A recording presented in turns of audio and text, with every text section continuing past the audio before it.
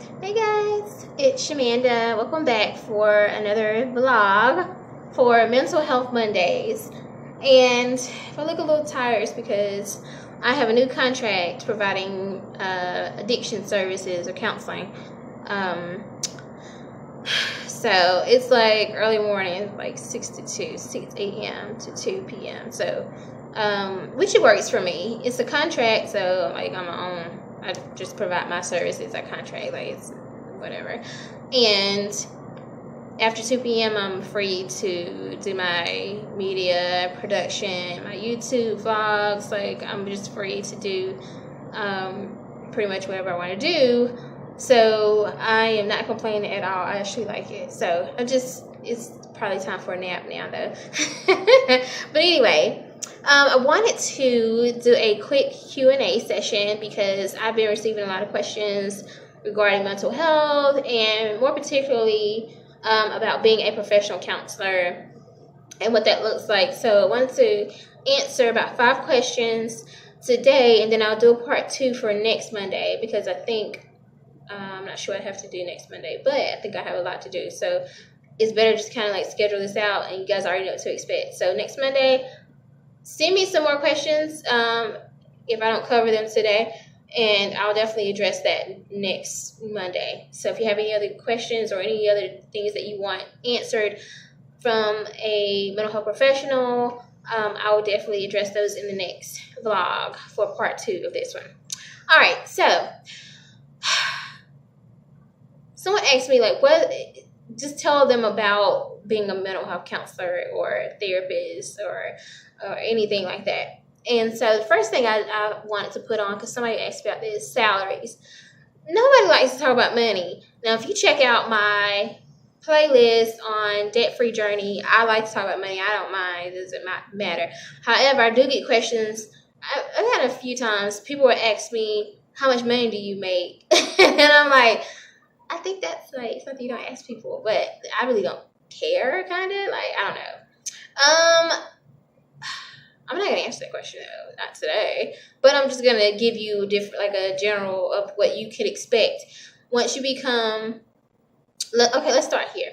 So when I got my bachelor's degree, my first job as a behavioral health counselor, and that was in Charlotte, North Carolina, which is pretty much a major city, as an AP. And that's an associate professional, and then you have the QP, which is a qualified professional, which is a step up from that. So you can be an AP, I guess, basically without any credentials or any education, or maybe it might be that you have a bachelor's degree. I think it's that you have a bachelor's degree.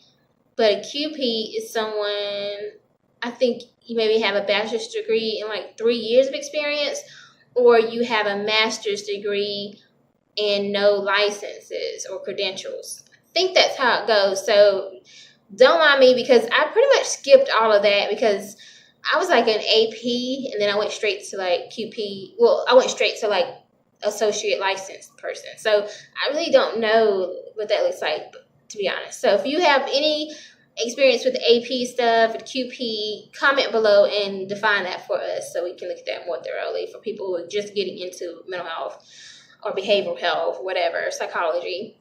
So my first, once I got my bachelor's degree, my first job, salary position, I think I made $13 an hour, and that equaled out to, the salary was like $25,000 basically. And child, you couldn't tell me nothing because I'm thinking, oh yes, like, I mean, let's be honest. If you know my story, you know I came from a very low income family system. I was a single mom. I mean, I had food stamps, like I had a housing voucher, I had all that, like kind of helping me get through school. So once I was able to get that $25,000, that was a lot of money to me at the time. Like, oh my gosh. So, I mean, I still struggling, but like, still, you know? So I went from that to like, that was while I was getting my master's. So once I got my master's, my first job out of grad school, and having just gotten my license, I made my first salary was $40,000, and that was also in Charlotte, North Carolina. And then I think the average salary for like an associate license, or even probably full license, honestly, at this point, like 35 to like 50,000, probably more 35, 45, to be honest with you. And most of those companies offer benefit packages, the 401k, the time off, and all that stuff. You get an EAP, you get all that stuff, vacation time and all that. But like salary wise, yeah. So that job, I was like, you start off at 40,000. Everybody had the same salary too, by the way. So $40,000. Associate license. That's when you first get your license, but you're not a fully licensed LPC or whatever, or LCSW or whatever, but you're an associate license.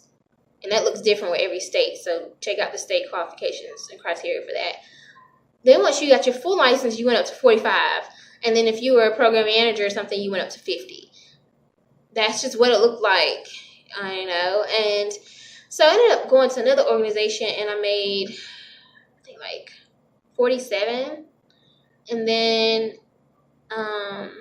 when I moved to Georgia, my last job, I actually took a decrease. But the job I actually came for, I think I was like 50. And like a $5,000 sign-on bonus. So, yeah. And then I went to another job like really briefly, and that was like under 50. So, yeah. So that's what I'm saying. Like, and I have colleagues that are associate licensed, and they, or some of them don't have a license yet. They have their master's, and they make like 35, 36. So it just depends. When people say you don't go into this field and this path, this industry for money because you're not gonna get any, they're telling the truth. Like, you really have to be passionate about it, because you got to think, you got people who just don't even work with these intense situations and life circumstances and situations and people's, and they make $65, $75, $85, $100,000 a year.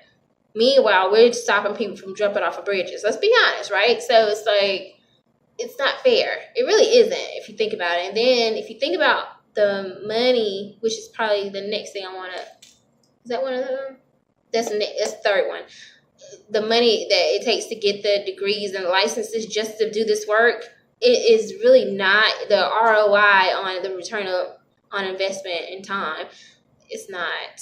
It doesn't add up. Let's be honest. Okay, so yeah. Now, however, in California, bigger cities like that, like I was gonna move to California, honestly, before I came here, or after I got here. Now, I'm in Atlanta now. I was in South Georgia. So I'm talking like, rewind a little bit. But anyway, I was going to move to California, and I'm looking at those salaries. And like, for what I do now, they were making like $110,000 a year. And I'm just like, oh my gosh. So the money is out there. It just depends on where you are. Like, North Carolina, Georgia, all these places, they don't really pay a lot for mental health professionals. Like, but you gotta think, like New York and California, their cost of living is higher, so of course you're gonna get paid a little bit more. But still, like, it's just one of those things.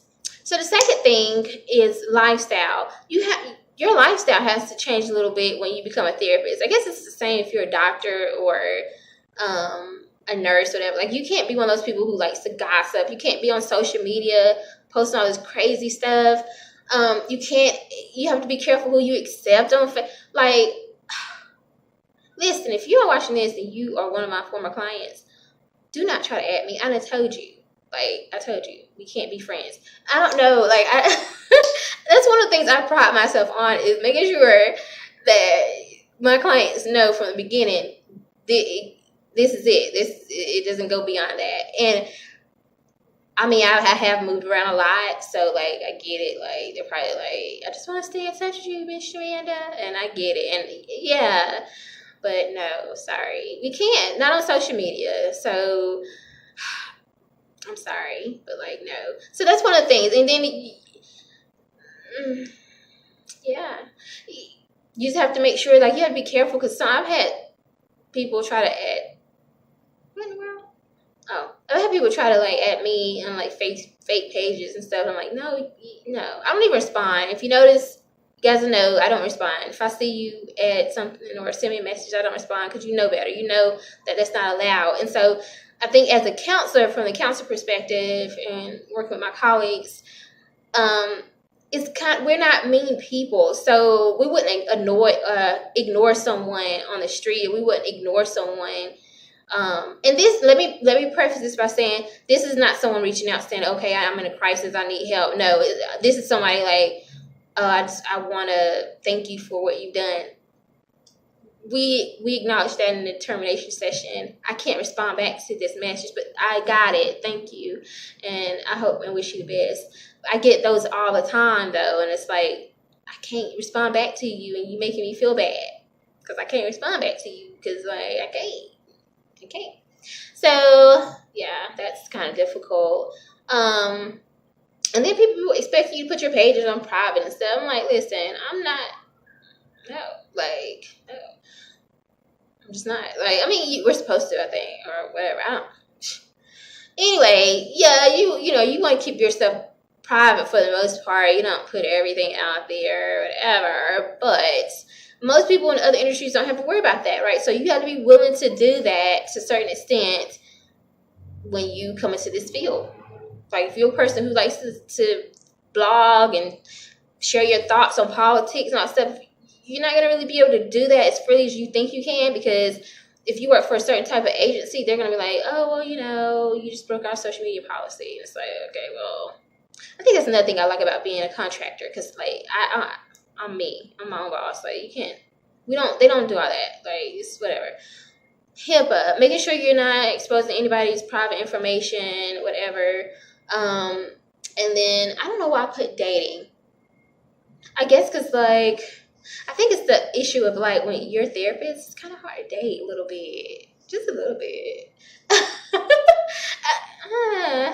I think so. Just because, like, people think you're judging them and assessing them. Like, I'm not even thinking about you. Like, yeah, you're bipolar. I knew that from, like, the time I met you. Duh. I mean, I have anxiety disorder, but what? It's what it is. Like, I'm all about normalizing mental health because, like, this is what it is.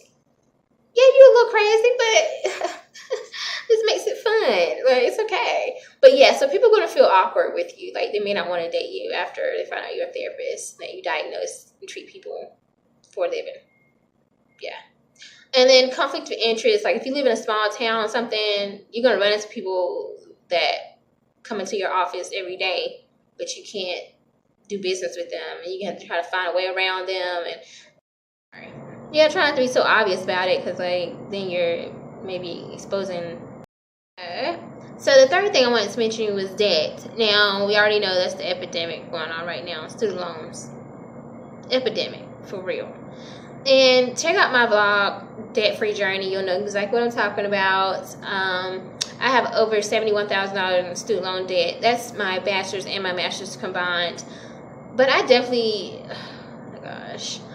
I mean, we gotta live with this. Like, it's a lot. Like, if you don't understand, go back to number one, salaries wise. Like, I feel like we paid more to get the degrees than we made, and so it's just not a good. Oh God. But you really have to be passionate. If you're passionate about this, you love what you do. You're like, oh, it's worth it. It was worth it. So for me, I'm like trying to pay this off 21 months, and I'm debt free. I don't have any more student loans. So I'm going to pay that off, and on the other side of that, I'm going to be good. But right now, sometimes I'm like, listen, this was not, I don't know. But anyway, just be ready for that. Debt. A lot of it. 4 is personal therapy. Be ready and willing to get your own therapy. I never forget when I was in grad school, a couple of my professors were telling other classmates to get therapists and stuff. And I was looking at them like, wow, oh my gosh, that's so, like, mean. But no, it's real. My thing was, like, workplace anxiety. And that's when mine started coming out more and more. Now, once you read my book, check out, if you haven't already, check out my Instagram page, Wounded Healer. Oh my God, some damage or something right here. At Wounded Healer. at Wounded Healer.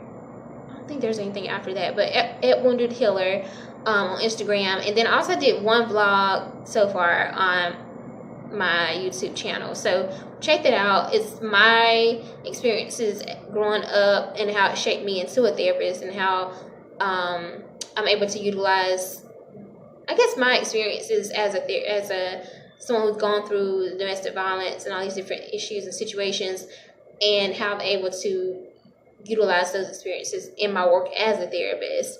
But the main point of that, though, is a main factor is that you have to have been through your own therapy, because you can't, I mean, really think about it. It makes you a hypocrite, really, if you haven't gone through your own personal healing process and therapy before you start suggesting it or trying to do this and practice this on someone else. Like, no, you need to go through it too. And for a while, I didn't really understand that. I really didn't. But once I started going through my own therapy and addressing my own, because I think I got like a little bit of PTSD. I definitely have anxiety disorder. I've already been diagnosed with that. When clients talk about, oh, Prozac and stuff, I'm like, oh, girl. I be thinking about it, like, I know what you're talking about, boy. But yeah, like, but it's a real therapeutic relationship, because you really understand what they're talking about. Like, you understand that hesitancy and that the pushback, the resistance. You just understand the emotions that they're going through, because you've gone through it too when you went to your therapy session. But if you haven't experienced that, it negates the whole process, and it just doesn't make it as authentic, and it's not as real. So I definitely recommend personal therapy for anybody. I just moved to Atlanta, and I've already went to like the clinic and was like, listen, where can I get me a therapist for real? Because nobody is above mental health treatment. Nobody. And I'm not talking about life coaching. That's different. That's a different segment, and I don't argue that point with nobody. I ain't got time for that. But when you're talking mental health, you're talking about some deep stuff. Coaching is more like, I think it focuses more on like life stuff, right? So like career and even relationships and stuff. But mental health is definitely more psychological and emotional and all that. Coaching touches on some of that, but you gotta dive in. Like, God, like, so ready to see my therapist, like, for real. And I don't.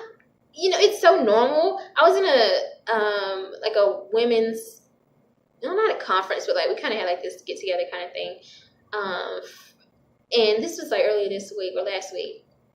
And like 3 or 4 of the girls or the young women were saying that they were going to see their therapist, or their therapist said this or whatever. And I was just like, oh my God, like, I love it. Like, I love it. And I didn't say that I was a therapist, because I was like, I'm not going to take away from this, but it was so refreshing to see.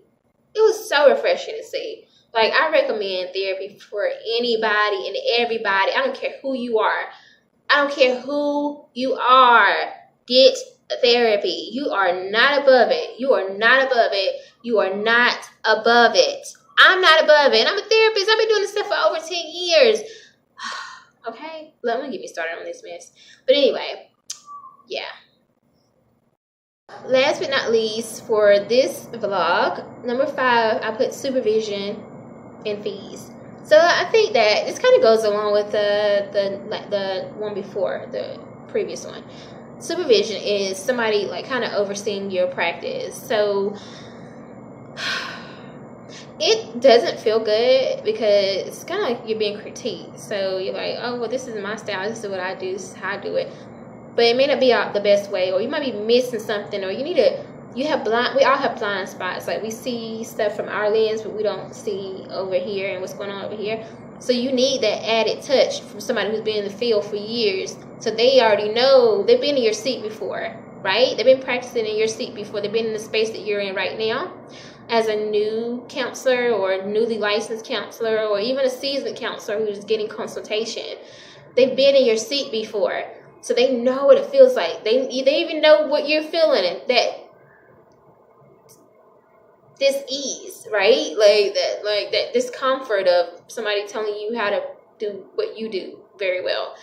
They already know what you're talking. They already know. So get over that. get over that. I had to get over it. I'm not like, I don't like that kind of stuff. But I got over it because I was like, you know what? I thought about it. You're protecting me from me. You're protecting me from doing damage possibly, or doing something wrong, or if I'm not seeing this person manipulating, but you see it, because I'm telling you the story, I'm giving you the facts, and then you're like, but did you think about this part? Or maybe this person's right and they're not telling the truth. You know, they're pulling out stuff that you're like, you didn't want to see, maybe because you do have that relationship with that client, and sometimes you kind of like, you're focused on this. And so supervision is awesome. It helps you be a better therapist, and that's my next role. That's my next phase, and I'm excited about that because I love pouring into other people, and people have poured into me for years, and I'm grateful for that. So I look forward to completing that, my last license, LPC stuff in Georgia, which I'm getting transferred and all that stuff over here now. I'm looking forward to that because I'm ready to pour into somebody else. But I just got a new supervisor, so I'm excited about that. And we're going to wrap up this whole process and get me my full LPC finally, and move forward so I can start teaching and supervising new counselors that's coming into the field. I love it. I love it. But the other thing of that was paying fees. You have to pay for it. So most agencies offer that as, it's probably one of the benefits, basically.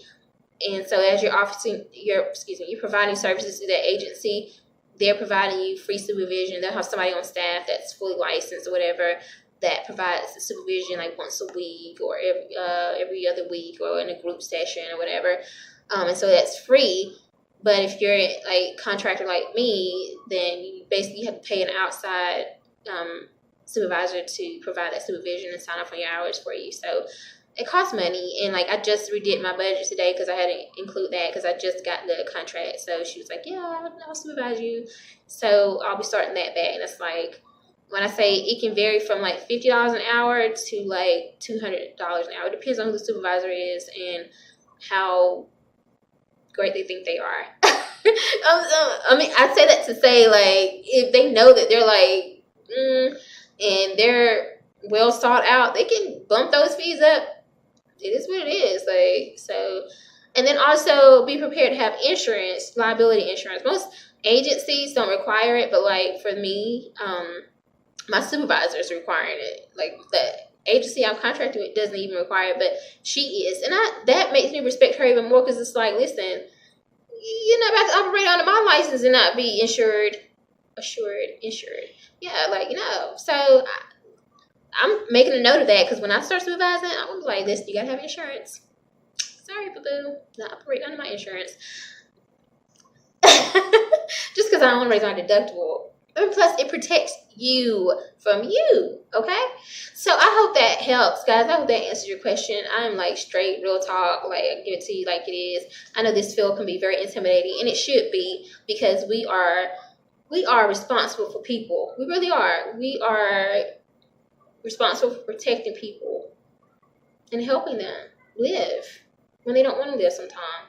So we got to get it. We got to get it right. So 5 more questions. Send me 5 more questions in the comment section, and I will answer those for the next Q&A. I will see you guys next time. Thanks for tuning in for Mental Health Mondays. See you soon.